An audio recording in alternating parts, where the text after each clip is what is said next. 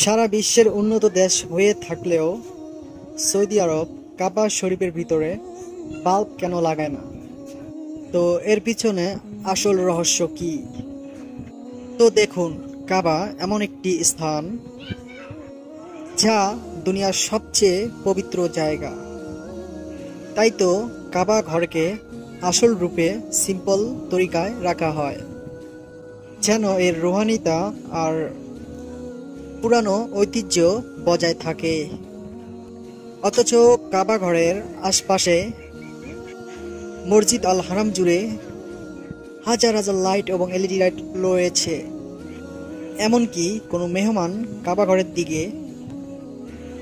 ঘরে প্রবেশ করলেও কোনো বাল্ব লাগানো হয় না, বরঞ্চ যে স্টেজে করে কাবা ঘরে প্রবেশ করে ওই স্টেজে একটি লাইট লাগানো থাকে, যা বাইরে থেকে কাবা ঘরকে আলোকিত করে। তো আশা করি বুঝতে পেরেছেন কাবা ঘরে লাইট কিংবা বাল্ব কী কারণে লাগায় না। পুরনো ঐতিহাসিক এবং বজায় রাখতে এসব লাগানো হয় না। আশা করি ইসলামিক ভিডিও ভালোবেসে থাকলে আমাদের আলোর পথ চ্যানেলটি সাবস্ক্রাইব করবেন, আমাদের সঙ্গেই থাকবেন। ভিডিওটিকে লাইক শেয়ার করবেন অবশ্যই। আল্লাহ হাফেজ। আর কমেন্টে জানাবেন কেমন লাগলো।